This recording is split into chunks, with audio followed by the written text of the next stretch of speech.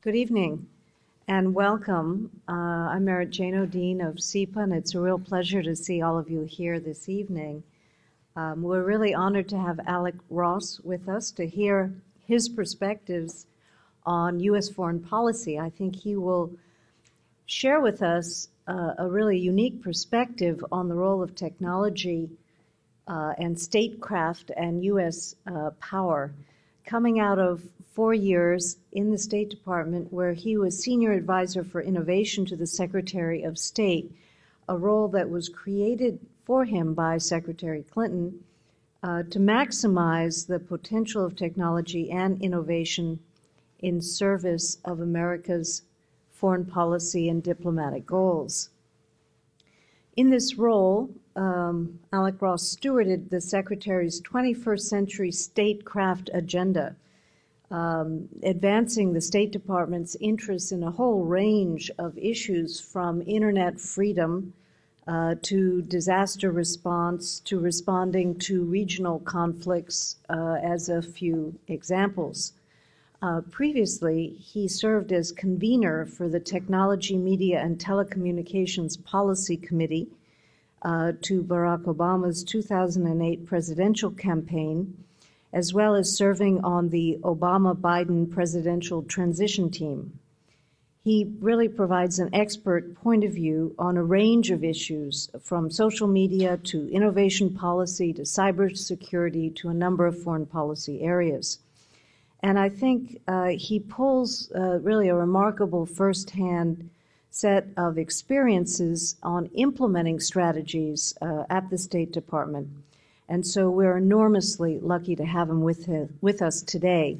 Our plan is for Alec to speak for about 20, 30 minutes as he wishes, and then we'll open it up for a discussion with you. So please join me in welcoming Alec Ross with us today.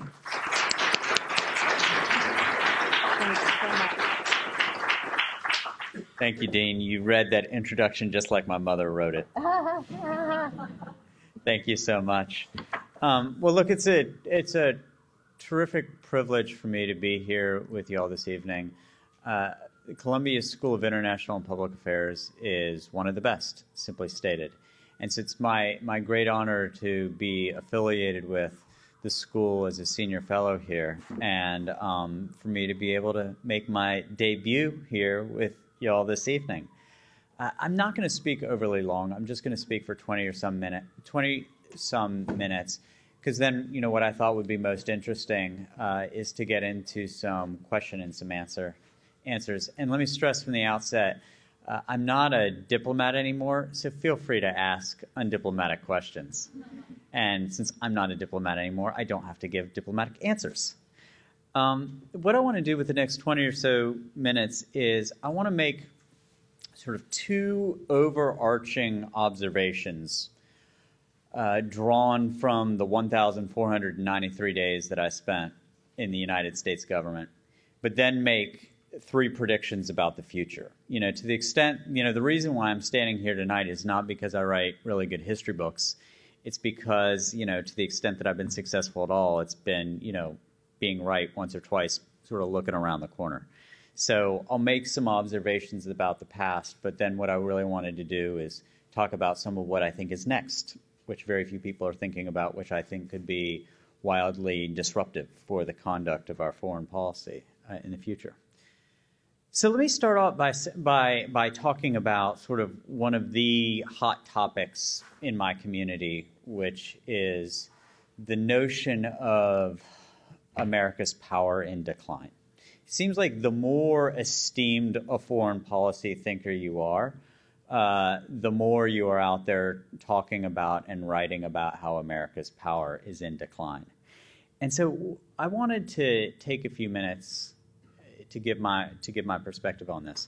You know, I think that when people talk about America's power being in decline, I think that that is wrong, in part because they're being insufficiently precise with their use of the word power. When I think about power, I think about it as a relatively fixed commodity. While the volume of power, I guess there can be more power in the world or less power in the world at any one given time, I really think of power as existing within as a relatively fixed commodity, and to the extent that one state has more or less power, then another state must have less or more power, that it sort of exists directly in proportion to its existence elsewhere. And as I've thought about this narrative of America's power supposedly being in decline, or the notion that power is shifting from the United States and Europe east to Asia, or from the global north to the global south, I think that that's imprecise and therefore inaccurate. In part because I think that whatever evidence that there may be that the United States has less influence today, what I don't see is a corresponding increase of influence from elsewhere. And I'll come back to that. Let me take a minute, though, to make an observation about what I do think is in decline in the United States, and which I think is in decline in just about all 196 countries on planet Earth. And that is control. I think that a lot of the time when people say the United States is losing power, what they actually mean, if they think about it a little bit, if you actually drill down a little bit, is that there's actually a loss of control. But the loss of control, while it might be most keenly felt here in the United States, it also exists elsewhere. And I think that the loss of control today relative to the kind of control that existed by the nation state, by traditional powerful hierarchies as recently as 10, 15 years ago, is principally rooted in two things. I think, first of all, there's been a huge loss of control over the information environment, over media. When Henry Kissinger was Secretary of State, there were successive years where he was voted the most respected man in America. And part of why Henry Kissinger was the most respected man in America is because what he was able to do was very effectively control the narrative coming from 3 or 4 reporters, 3 or 4 news outlets, and in so doing, frame the media environment around the conduct of America's foreign policy. You know, there was a single news cycle. You know, you had to control the headline in a handful of newspapers, which in turn would drive global coverage. There were 3 TV news broadcasts that you had to optimize for: ABC, NBC, and CBS. And so the kind of control that Henry Kissinger had as Secretary of State over the media and over the information environment, which informed the view of the conduct of America's foreign policy, was vastly greater than what I saw under Hillary Clinton. And the reasons for this we all know. I mean, the first, obviously, is the 24/7 news cycle. And the existence of a 24/7 news cycle has more disrupted the public perception of foreign policy than anything else. If you read any of the biographies of our statesmen from 100 years ago to 20 years ago, you see that so much of what they did at the edges of their work was informing the media and information environment, and doing so within a very rigid construct of the news day, and within the context of there being a very small number of influencers from the media who, if you could drive in the right direction, that in turn would really drive global coverage. In a world of bloggers, of social media, and of the 24/7 news cycle, I believe that this is largely evaporated. And I think it's been exacerbated not just because of the 24/7 news cycle, not just because of the blogosphere, not just because everybody with a smartphone is suddenly a publisher, but because so much of journalism itself has degraded, where so much of journalism now is push-button journalism, where reporters have to publish every few hours as opposed to every few days, and it necessarily degrades the content. And I think this has been I think that this has had an enormous impact over sort of being able to lose control over the narrative of one's statecraft. The second thing over which I think an enormous amount of control has been lost is over influencer networks. As recently as 15 years ago, when you were a Foreign Service officer at the United States Department of State, if you had one of a handful of jobs, when you were posted to an embassy or consulate abroad, you got a 4x6 note card. And on that 4x6 note card were a number of names, between 8 and 10 names. Those 8 to 10 names were drawn from a total of about 200 names. And those 8 to 10 names were the people who you were assigned to get to know, to build a good relationship with, to write cables about, and to influence when called upon to influence. And the thesis essentially was this. The thesis was that there were only 200 people in a country who mattered. And it didn't matter if it was Togo or China. The number was the same. 200 people in Togo, 200 people in China. You divvied the names up onto 4x6 note cards. When you showed up at an embassy, you got a note card. And these were the people to whom you were assigned.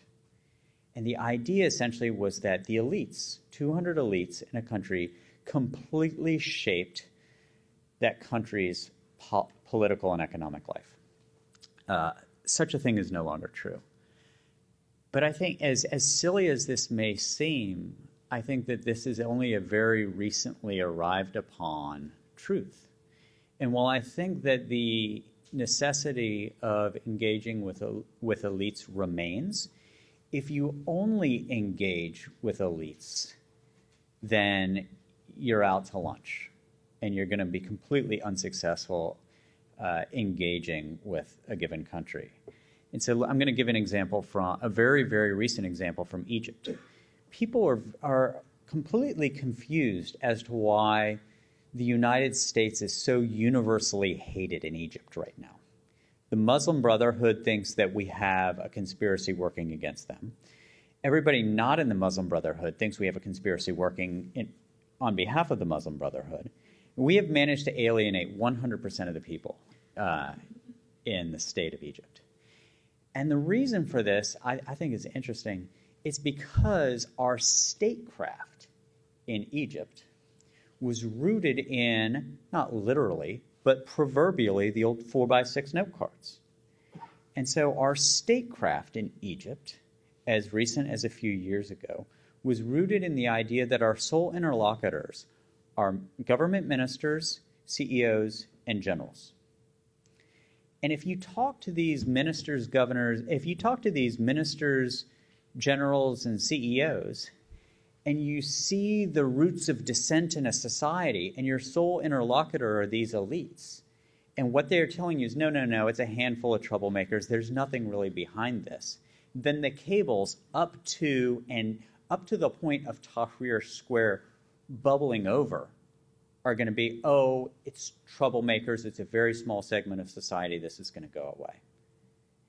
And so the consequence of this is post-revolution, the United States has no interlocutors, has no counterparts, has no relationships with the drivers of change in a given country. And this is made more difficult by the fact that within these dissent movements, within these political movements, they tend to be non-hierarchical. They tend to be networked. So the difference, and again, part of why there's a complete loss of control in this regard is even, again, as recently as 20, 25, 30 years ago, within citizen-centered dissent networks, they were still largely hierarchical. There were institutions or individuals within those movements who a savvy diplomat or someone within the CIA or elsewhere would have identified, built a relationship, we would have had a basis for analysis. But within these movements, there are not the institutions or individuals that our foreign policy is used to engaging. Institutionally, there's no solidarity movement as there was in Poland. There's no ANC, as there was in South Africa in the anti-apartheid movement. There's no Lech Walesa, there's no Václav Havel, there's no Nelson Mandela. There are only these networks of citizens, and for which technology oftentimes plays the role of connective tissue. And this has completely thrown off our diplomats. This has completely thrown off the traditional way in which our foreign policy has been conducted, which is normally done by people with white shirts and red ties and pinstripe suits like this one, talking to other people in white shirts and red ties and pinstripe suits, mahogany table, cup of coffee, flags flying in the background.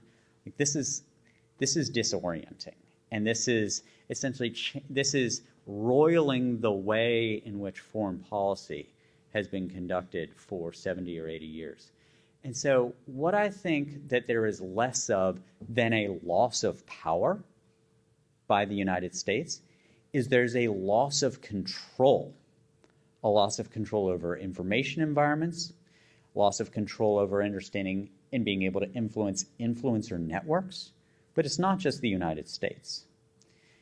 Let me take a moment, too, to address why I don't think there has been a loss of power by the United States, which is because I have not seen evidence of a corresponding increase in power by other states.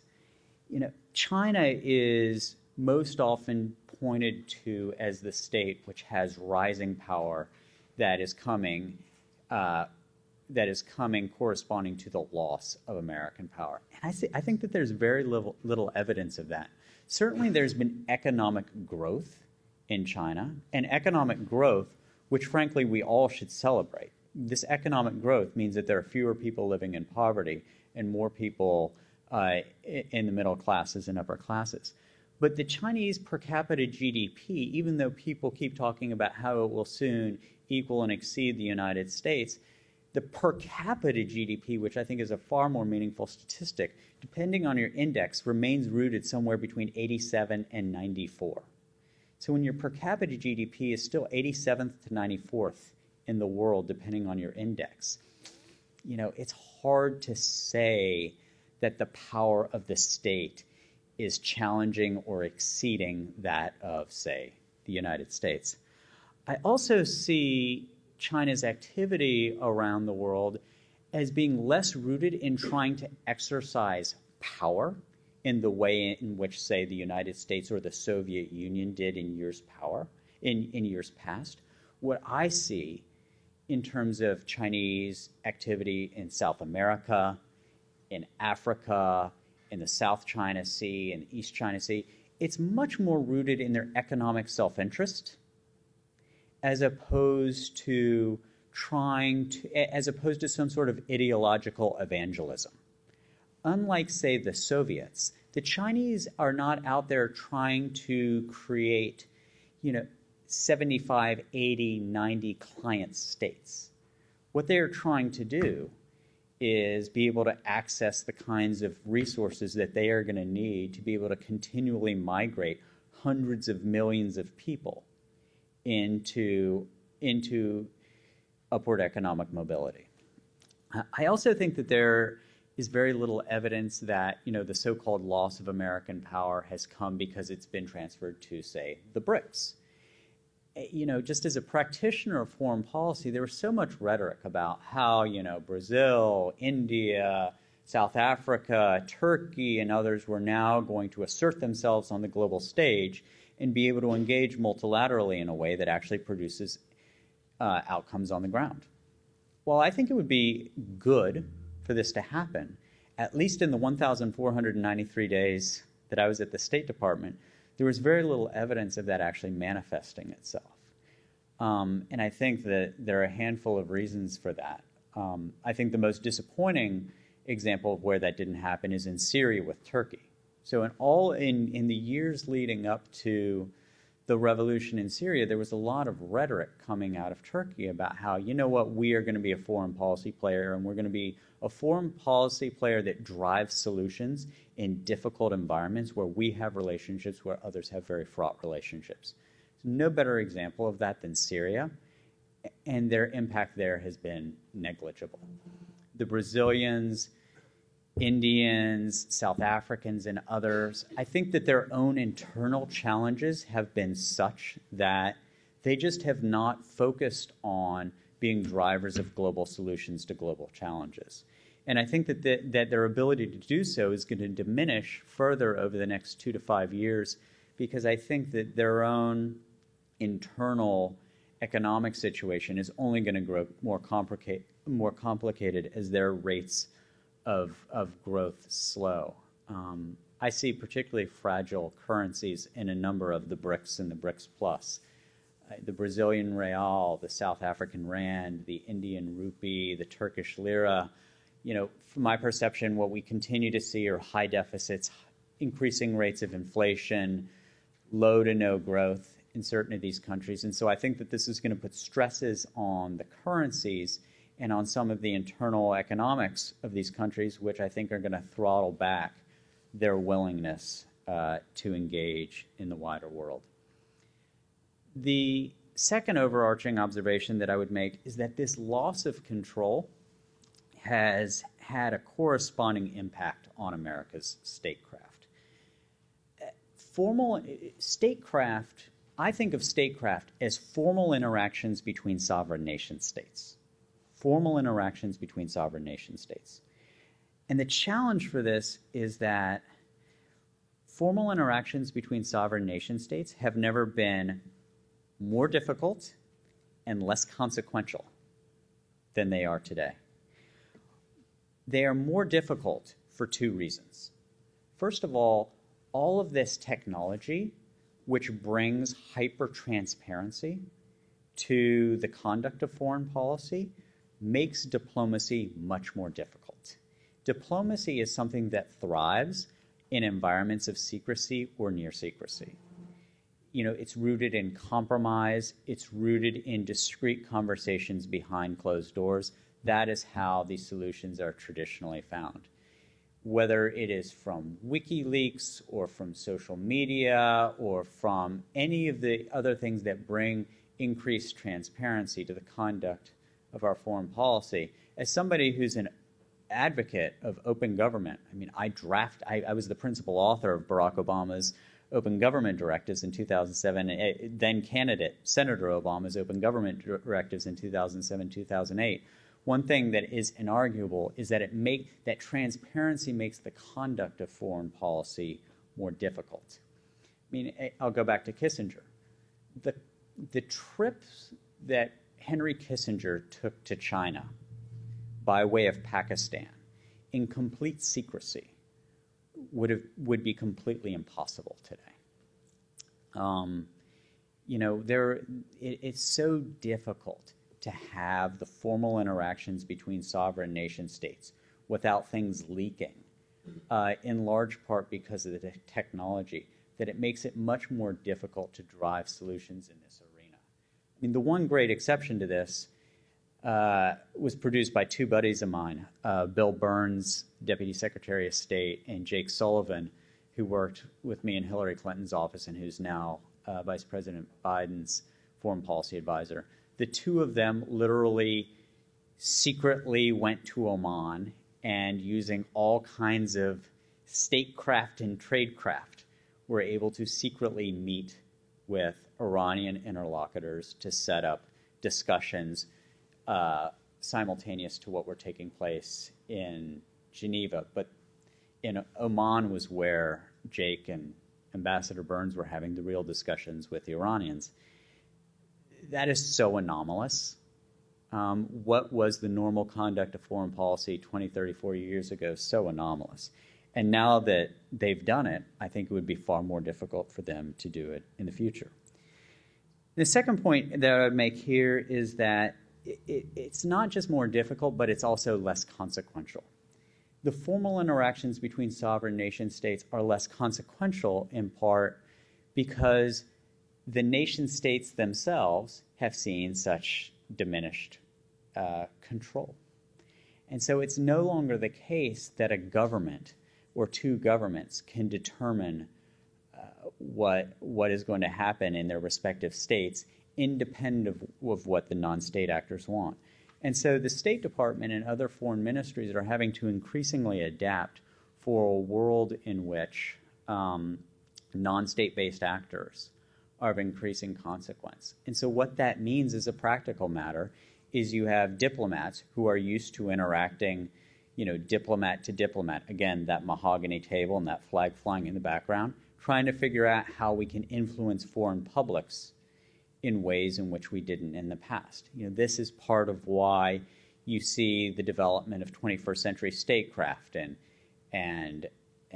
foreign ministries and ambassadors and others being so aggressive in social media. It's because they recognize that foreign publics are as likely or likelier to drive the outcome in the state as their traditional interlocutors. So with those two observations about the past, let me make 3 predictions for the future and then get into some question and answers. First of all, prediction 1 is rooted in this loss of control. The zeal to surveil that exists around so much of the world today comes in part, I believe, from an attempt to exert control over this increasingly uncontrollable world. And so I think that as people feel less control, as states feel like they have less control over both those that they govern within their own country as well as those elsewhere, if we don't just have to monitor 200 influencers in a country anymore, if we have to suddenly monitor 2 million people, how do we do this? Well, this is why you see the rise of increasingly sophisticated network technologies and the rise of the surveillance state.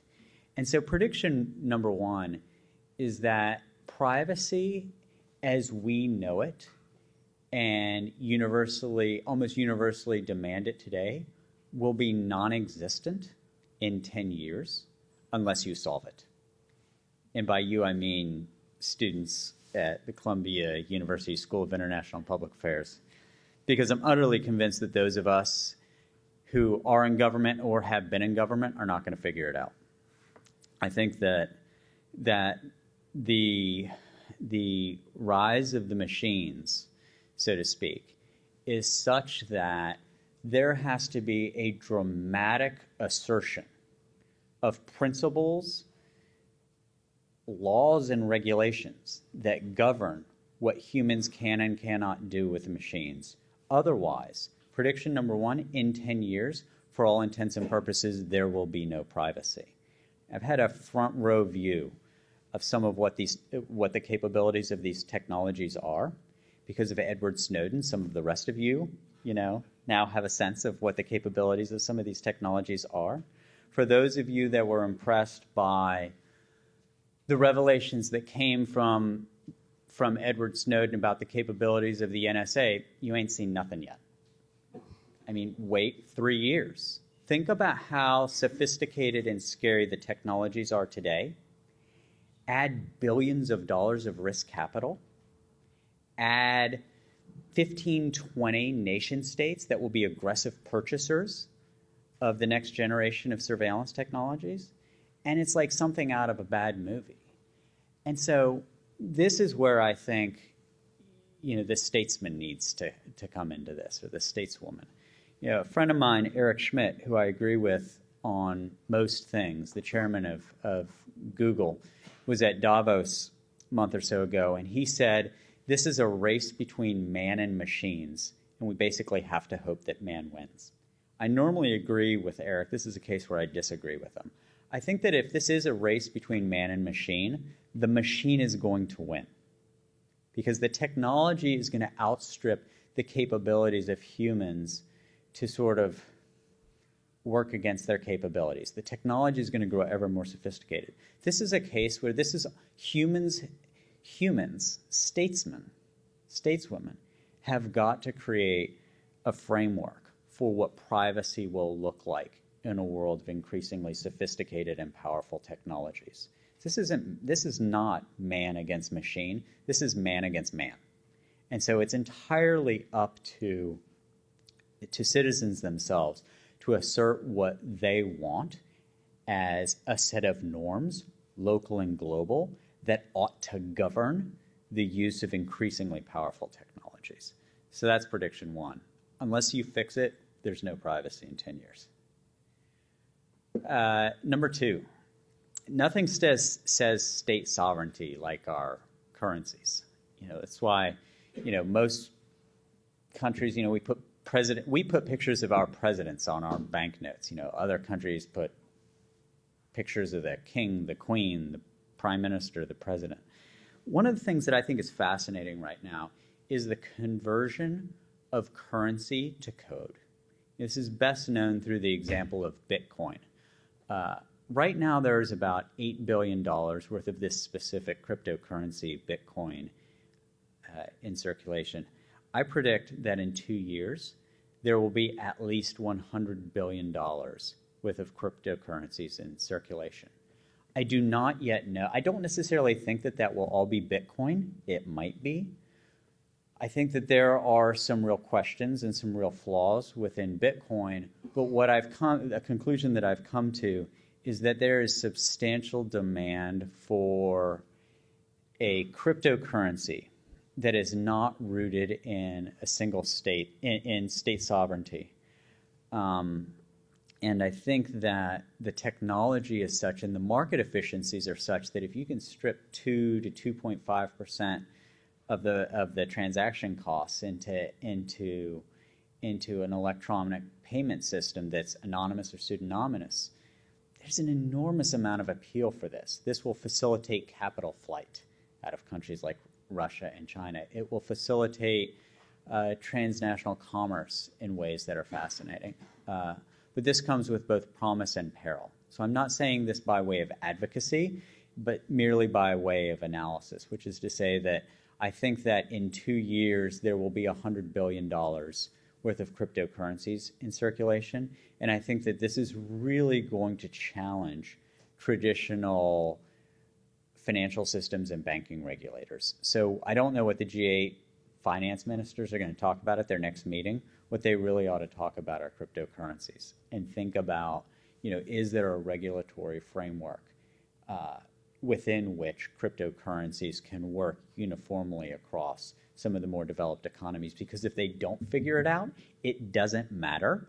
It's going to be $100 billion in 2 years anyway. Prediction number 3, last prediction before we get to the Q&A, has to do with cyber conflict. During the 4 years that I was at the State Department, there was a lot of talk about cyber war, about the weaponization of code.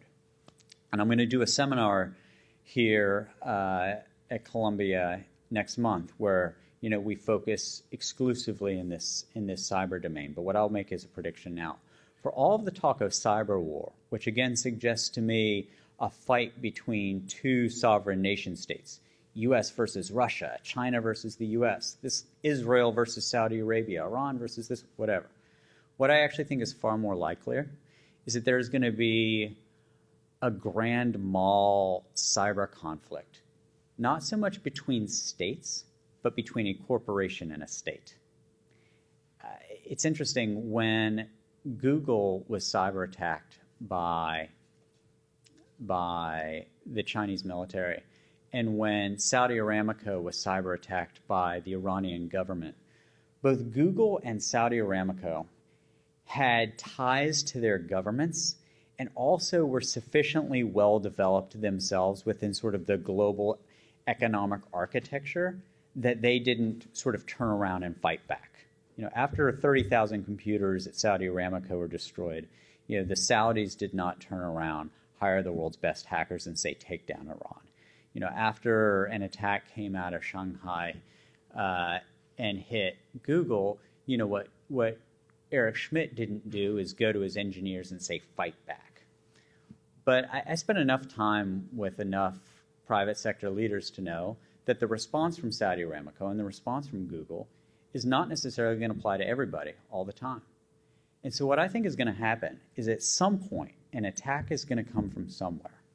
And it's going to be directed against a company, to take the company offline, to steal their IP, something like this and that. And what's going to happen is the engineering team is going to fight back. And what's interesting is that the weapons within cyber conflict are becoming so commoditized and with capital expenses that are sufficiently low now that unlike a traditional battle where, you know, a company can't buy a tank or a missile system or something like that, in the cyber domain they can, and the capabilities can exist within engineering workforces. So for all of the time given to the notion of cyber war between states, what I actually expect to see in the next couple of years, and it will be really interesting to see what the response from government stakeholders will be, is I expect there's going to be an engineering team in Silicon Valley or elsewhere that gets into a tussle with a nation state, and they in turn are attacking the attacker. So that's very cheery prediction number 3. So with that, I'll thank you, and I'll look forward to your undiplomatic questions.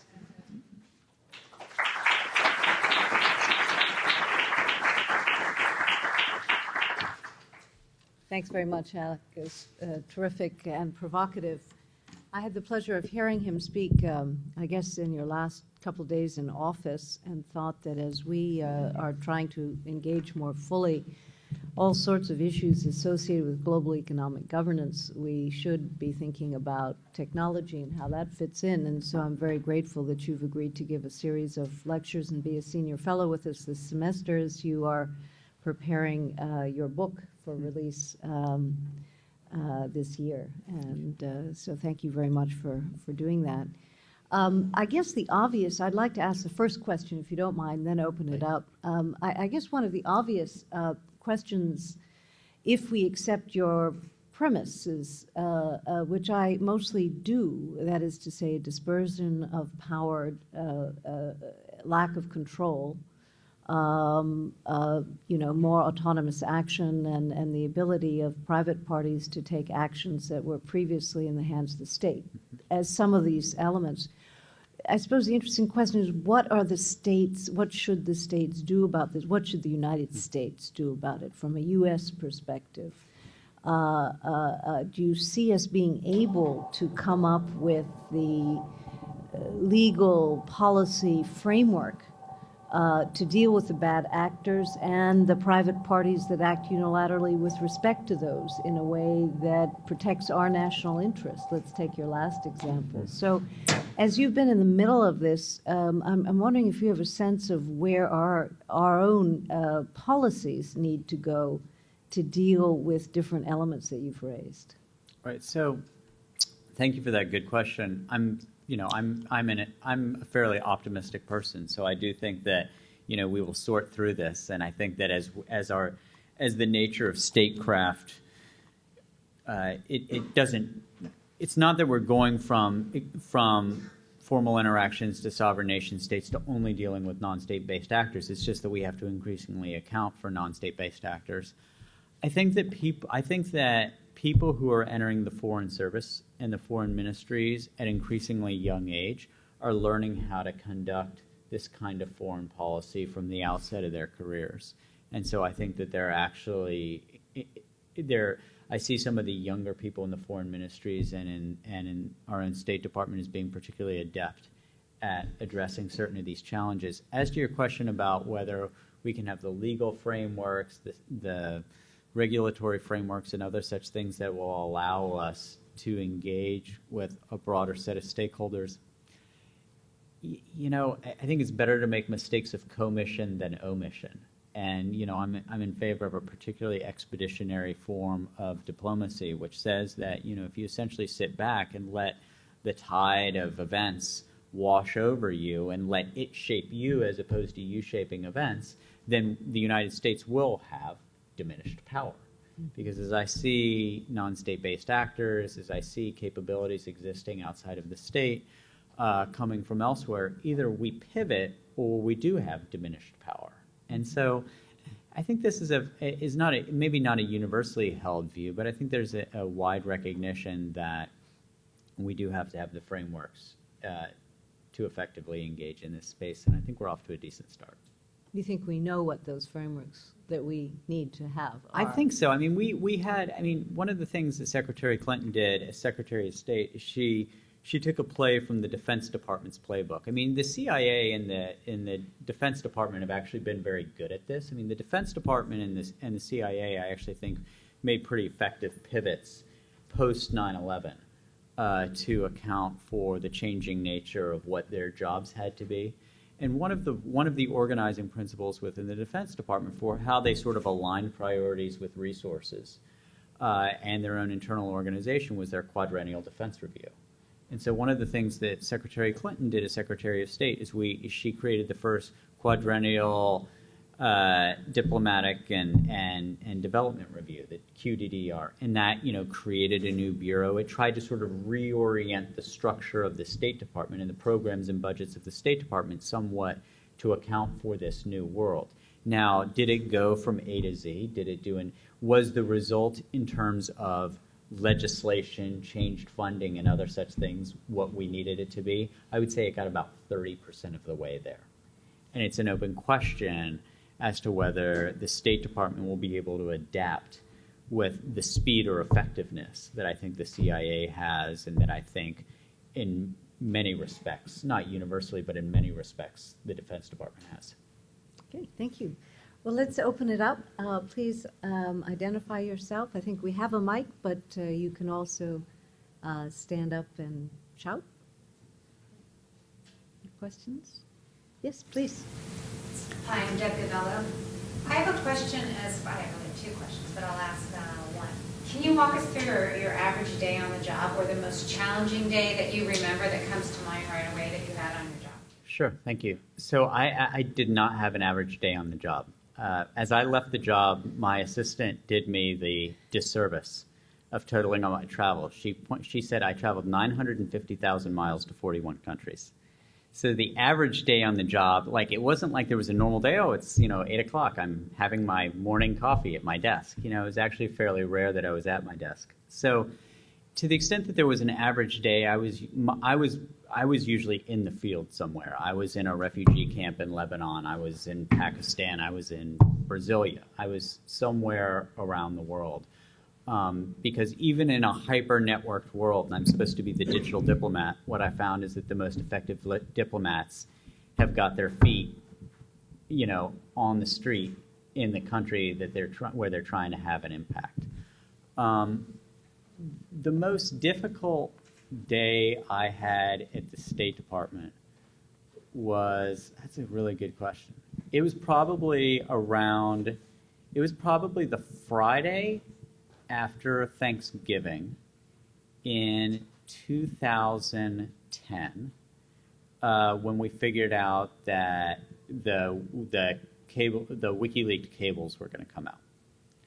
And what was difficult about that for me was, first of all, we didn't understand at that point, whether there was going to be literally a body count.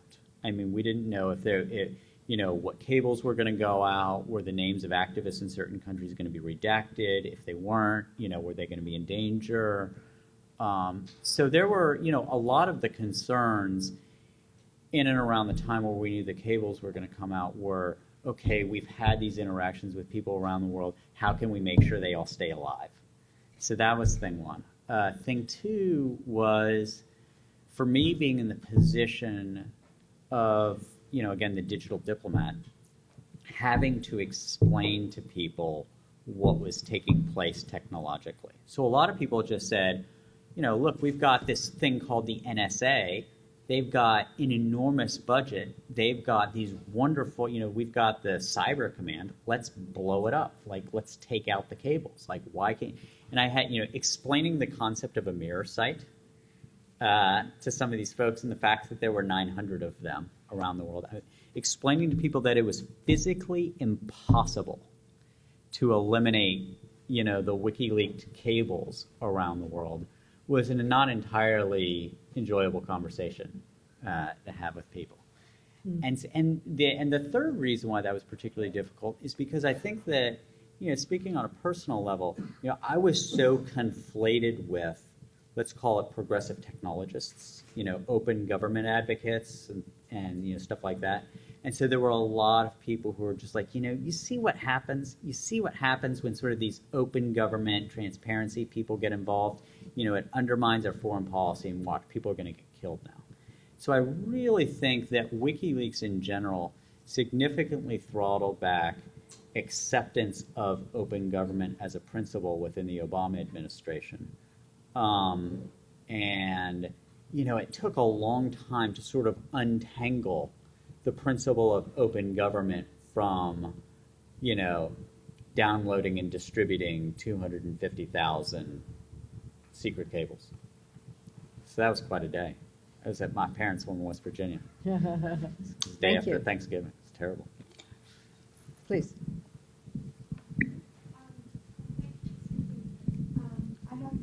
There's a mic. Oh, thank you. I guess I have two questions also. I'm going to ask both of them. One is, what opportunities, I guess, do you see for companies and states to work together with regard to your third prediction? And the other is, well, you've mentioned the challenges that technology has presented, and I would like, if possible, for you to maybe speak to the opportunities that it presents for diplomacy. Sure. So, I think that as the capabilities of technology companies grow stronger, the opportunity for collaboration between the state and the private sector grow significantly. Now, this is a case where I think the Edward Snowden revelations are going to make this far more difficult. So when I was at the State Department, I was accused at different times of creating a military-industrial complex, with Silicon Valley. I was not that powerful. But, I did build a variety of different programs with the private sector where there were capabilities that they had that we didn't have in government, where the outcomes were terrific. I'll give you a couple examples. One, and I can talk about this because it was classified, overt, and open, is one thing that we wanted to do was be able to protect people in Syria from having the Syrian intelligence service and the Syrian telecommunications service be able to identify people through the GPS on their mobile phone, because there had been some very negative consequences to the Syrian intelligence service being able to identify people. So what we wanted to do was be able to work with technology companies to be able to diminish the effectiveness of the Syrian intelligence service and the Syrian telecommunications service. And so we worked with the private sector to develop a capability, something that could obscure the GPS on people's mobile phones in Syria, so that instead of saying, oh, well, he's at 118th in Amsterdam on the 15th floor near the west-facing window, and if there's so we can shoot a mortar round through that window and we'll get him. Now they're like, well, he's somewhere north of 105, south of 125, and, so it took out the precision, the ability of the state to kill an individual the way in which they had it previously. I'll give another example or two. The leadership of a couple of cartels, Mexican narcotics cartels, have been taken out recently. And they've been taken out by an encrypted, anonymized crime reporting program that was created so that even in the poorest barrios in these northern Mexican border cities, people with their cheap little mobile phones could send a crime report saying, hey, I know where these narcotics leaders are, or I know where a drug house is. And because there had been so much cartel infiltration into the into the police forces, people were not reporting crime anymore. But because we build a really hard system with the private sector and with technology companies, really smart technology companies helping us hack this solution, then suddenly everyday citizens in these northern Mexican border cities were able to report crime without fear of their personally identifiable information being found out. And lo and behold, crime reporting went way up, convictions went up, crime went down, a couple cartel leaderships were taken out. It's another example. A third and final example I'll give is the example of something we did in the hours after the earthquake in Haiti, where we wanted to set up a program very quickly, like literally overnight, where we could somehow get the American people involved in helping with the recovery from the earthquake in Haiti. And so we met this really cool young entrepreneur, a guy with a startup out in Denver, who had developed a technology that would allow people to basically make donations by text messaging. And so, we rounded up the CEOs of the big carrier companies. We worked with this young entrepreneur who developed this text messaging technology. And in 2 weeks, we got $40 million in donations by people texting the word Haiti to a short code, 90999. And this program has now been replicated by, hundreds of nonprofits around the U.S. All of these capabilities largely come from the private sector. And so my job in 2007 and 2008, working for then presidential candidate Obama, was to try to build a bridge between, our Silicon Valley and the presidential campaign. And so my role then inside the State Department was to say, well, if there are all of these incredible capabilities in the private sector, how do we get it to come work for America's foreign policy interests? So I did a lot of that. But what I do believe is that a lot of these companies, at least the big ones, are going to be much more wary of really closely aligning themselves with American foreign policy actors like the State Department or others because of the Snowden revelations, because I think that it's going to make it more difficult for them to do business in Europe, in Brazil, and elsewhere if they are thought of as creatures of the American foreign policy establishment. Yes. Could we go? We're a little bit short on time, so perhaps I'll collect a couple of questions, if I may. First behind you, and then... Sure. I have kind of a combination question. You mentioned the change in technology and then the rise of cryptocurrencies. Are those, I guess I'm maybe not convinced by your point, not examples of what's old is new now, like something the printing press unleashed for the technology and maybe what gold has always been, an untraceable, non-government-backed currency? Yes, that's a good question. The difference between gold and cryptocurrencies is literally the ease with which it can be transferred. I mean, that sounds ridiculous, but the transfer of a gold certificate, you lose 2.5% of the value in most of the transactions. And gold, as a practical matter, is not easily used for a transaction. You can't go and buy something with gold. It has an appreciating and diminishing value, just like a cryptocurrency does. But because of the infinite divisibility that comes with a cryptocurrency, with Bitcoin, for example, it's currently divisible 8 decimal points to the right of the dollar. That sort of infinite divisibility lends itself to transactions more easily than, say, gold. Now, in terms of stored value, gold has been, for 1,000+ years, a constant source of stored value. A lot of people think of a cryptocurrency as a means towards stored value, and in this respect, it's no different than gold. Now, don't get me wrong, I don't take a utopian view of these cryptocurrencies. What I believe, though, is that our culture is evolving in such a way, and our financial life is evolving in such a way that just the pure mathematics, the arithmetic of cryptocurrencies are such that I think that we'll hit 100 billion. I don't think the value of gold in circulation right now is $6 trillion. There's $6 trillion worth of gold in the world right now, principally used for stored value. So even if my prediction holds true, what that means is in 2 years it will hold 1/60th the value of gold as a stored value currency. So, last question, or let me collect 2 questions, please. I'll just use my voice. Lance Noble.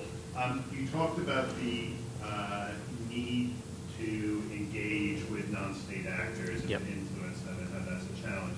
I wonder if you have a view on the belief of some technologists, Sean Corley has been very prominent in this, that algorithms, this sort of understanding of kind of the life of information can help design methods for this sort of influencing, that you can sort of inject an information virus into society, that sort of thing.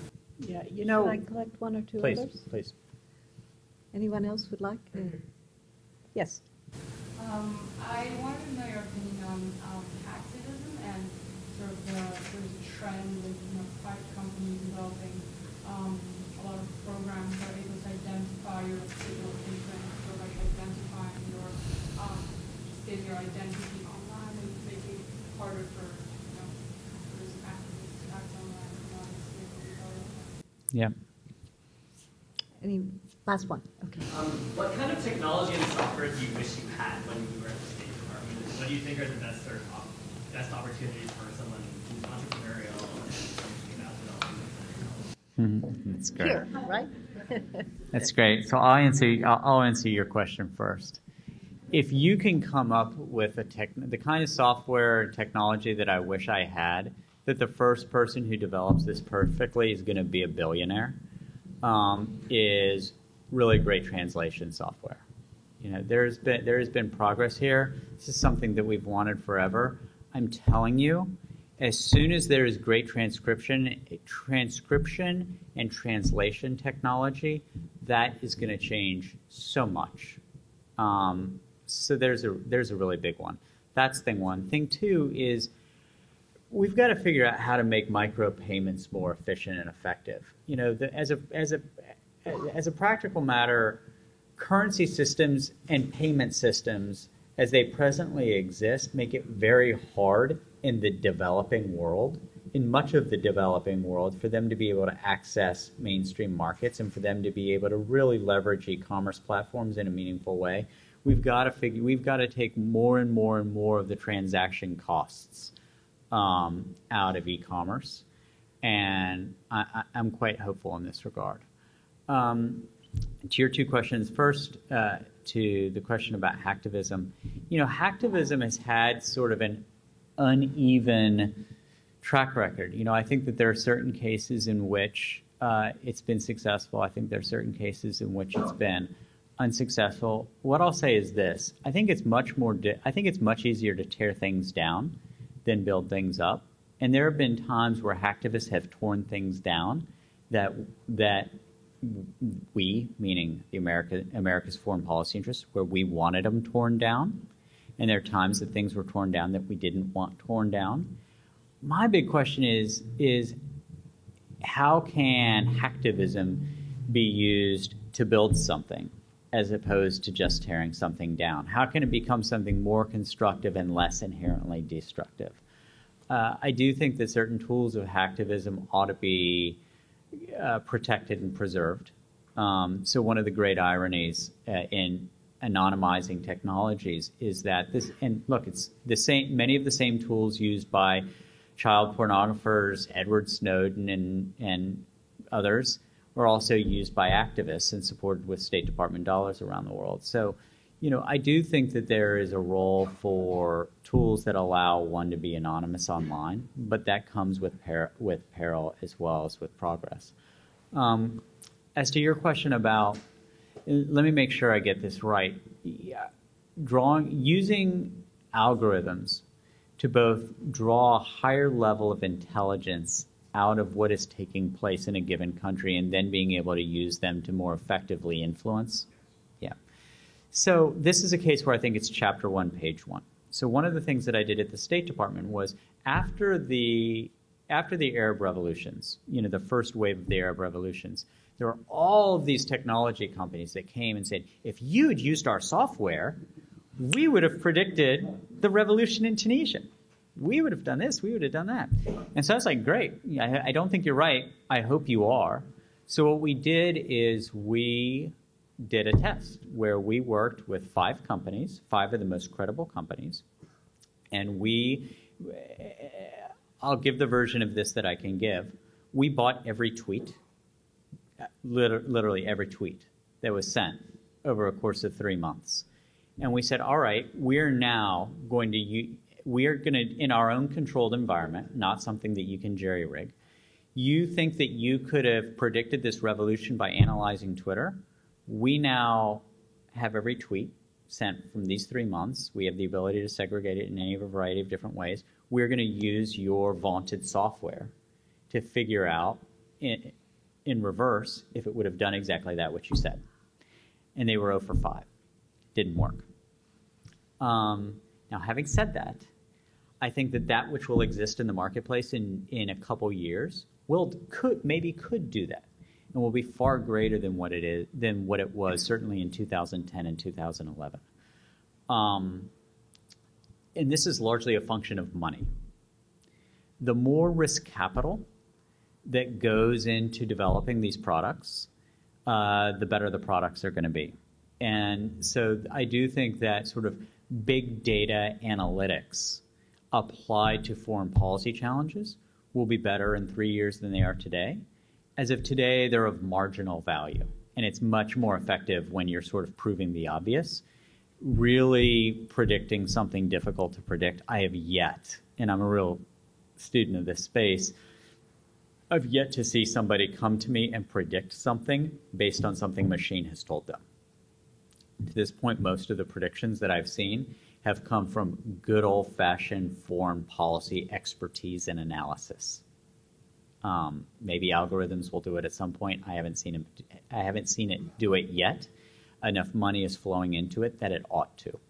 I think the early evidence that it could work is that right now, even though it hasn't done great diagnostics in terms of political movements or political actions, what it has done to this point and proven out is it's actually predicted some consumer behavior as well. So, Procter & Gamble. I think Procter & Gamble is going to be able to make far better use of this capabilities sooner than, say, the State Department. Eventually, the State Department will, but until then, I think the Procter & Gambles of the world will actually be able to draw more consumer intelligence out before a State Department draws out, say, political intelligence. It's a good question. Well, thank you very much. This is just the start of a fascinating conversation, but please join me in thanking Alec Ross for being with us tonight.